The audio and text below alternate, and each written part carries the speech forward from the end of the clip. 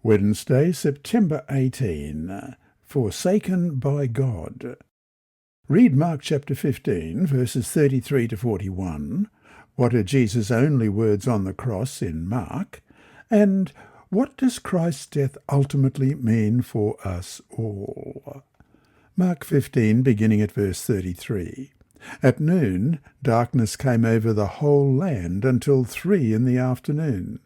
And at 3 in the afternoon, Jesus cried out in a loud voice, Eloi, Eli, lama sabachthani, which means, my God, why have you forsaken me? When some of those standing near heard this, they said, Listen, he's calling Elijah. Someone ran, filled a sponge with wine vinegar, put it on a staff, and offered it to Jesus to drink. Now leave him alone. Let's see if Elijah comes to take him down, he said. With a loud cry, Jesus breathed his last. The curtain of the temple was torn in two from top to bottom, and when the centurion who stood there in front of Jesus saw how he died, he said, Surely this man was the Son of God. Some women were watching from a distance. Among them were Mary Magdalene, Mary the mother of James the younger, and of Joseph, and Salome.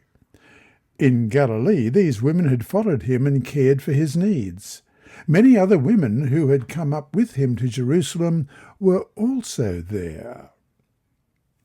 The Gospel of Mark presents the cross as a very dark place, both physically and spiritually.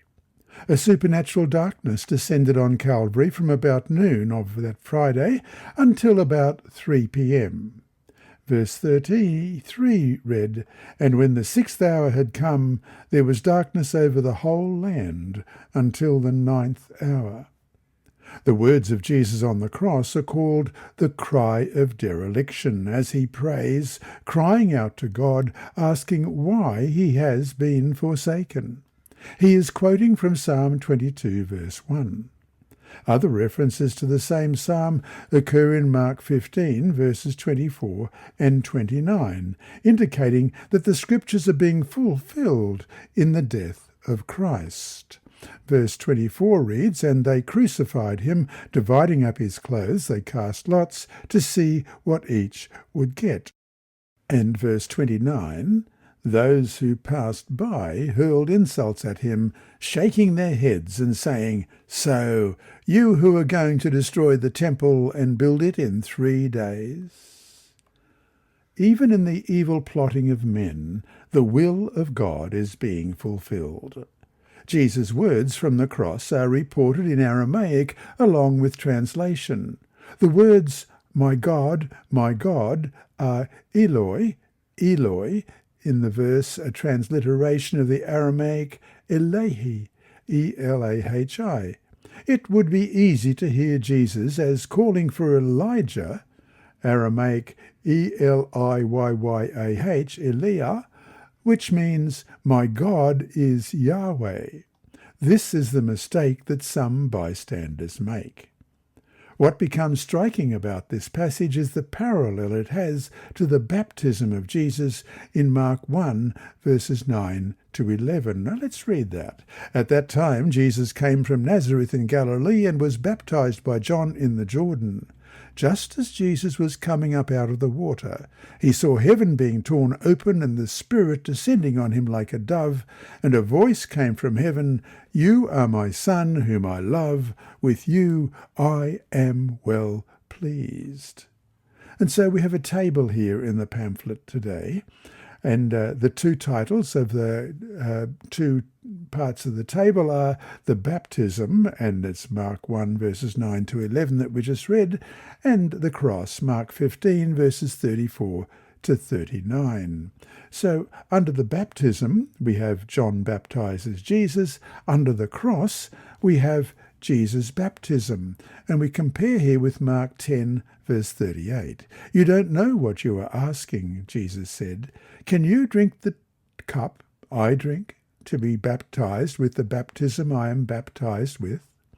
And then under baptism, there's John, the Elijah figure, as we see in Mark 9, verses 11 to 13. And they asked him, "Why do the teachers of the law say that Elijah must come first?" Jesus replied, "To be sure, Elijah does come first and restores all things. Why then is it written that the Son of Man must suffer much and be rejected? But I tell you, Elijah has come, and they have done to him everything they wished, just as it is written about him." And under the cross, we have just these two words, calling Elijah.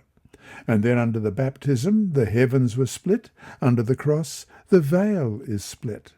Under baptism, we have spirit, and the word there is pneuma, P-N-E-U-M-A, and at the cross, Jesus expires ex pneo, E-X-P-N-E-O. And under baptism, we have God's voice, the beloved Son, and under the cross, we have the centurion says, the Son of God. What these parallels suggest is that at the baptism of Jesus in Mark 1 is the beginning of his ministry as prophesied in Daniel 9:24-27. What occurs in Mark 15 at the cross is the culmination or goal of his ministry as he dies as a ransom for many, as we read in Mark 10:45, "For even the Son of Man did not come to be served, but to serve, and to give his life as a ransom for many." The death of Jesus on the cross also fulfills part of the prophecy of Daniel 9:24-27, which reads, 77s are decreed for your people and your holy city to finish transgression, to put an end to sin, to atone for wickedness, to bring in everlasting righteousness, to seal up vision and prophecy, and to anoint the most holy place. Know and understand this, from the time the word goes out to restore and rebuild Jerusalem until the Anointed One, the ruler, comes, there will be 7 sevens and 62 sevens. It will be rebuilt with streets and a trench, but in times of trouble, after the 62 sevens, the Anointed One will be put to death, and will have nothing. The people of the ruler who will come will destroy the city and the sanctuary. The end will come like a flood. War will continue until the end, and desolations have been decreed. He will confirm a covenant with many for 1 7. In the middle of the 7, he will put an end to sacrifice and offering. And at the temple he will set up an abomination that causes desolation, until the end that is decreed is poured out on him. The tearing of the temple veil, recorded in Mark 15, verse 38, points to the fulfillment of the sacrificial system as type meets antitype, and a new phase of salvation history begins. And so to finish today, even despite the evil plotting of humanity, God's purposes were fulfilled. Why should this help us learn that, regardless of what happens around us, we can still trust God and know that his goodness will ultimately prevail? This lesson was read by Dr. Percy Harrold for Christian Services for the Blind. Sponsored by the Sabbath School Department and distributed through Hope Channel Australia, this podcast is also redistributed by Hope Channel Germany, Christian Record Services for the Blind. It is also available on SoundCloud and through multiple podcast distributors, including Apple iTunes. And you can listen and watch at the same time on YouTube. Remember, God is always faithful.